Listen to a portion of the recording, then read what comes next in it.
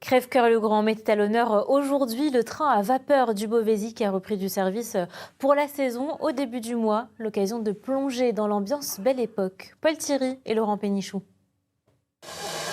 En tenue des années folles ou tout simplement en famille, il suffit d'un rien pour embarquer sur la ligne Crèvecoeur-Saint-Omer et se laisser bercer par une locomotive construite en 1909. On fait un voyage dans le temps, c'est exceptionnel, c'est magique, c'est très sympa, on est en pleine verdure, en petit voyage en famille, donc c'est top. C'est toujours sympa à l'époque, à notre époque, où tout va vite et où on est toujours sur nos téléphones ou tout ça, de redécouvrir un peu les temps anciens et ce qui se faisait avant.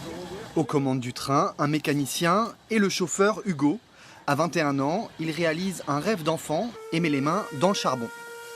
Le chauffeur, en fait, comme le nom l'indique, il s'occupe de chauffer la machine. C'est-à-dire que d'abord, il a sa pelle, donc il charge le charbon de la réserve de la machine jusque dans le feu. Le feu, il ici. Et en même temps, il fait attention au niveau d'eau lui-même. C'est grâce aux bénévoles du musée des tramways à vapeur et des chemins de fer secondaires que cette ligne touristique renaît de ses cendres depuis 2015. Mais le budget de l'association est plombé par la taxe carbone. On souhaiterait que les activités muséographiques françaises qui utilisent du charbon, comme les bateaux à vapeur, comme les locomotives à vapeur, ça représente 1200 tonnes sur tout l'hexagone à l'année. C'est qu'on soit exonéré de la taxe carbone. Il y a des pays comme la Suisse ou comme l'Allemagne, ils ont réussi à le faire.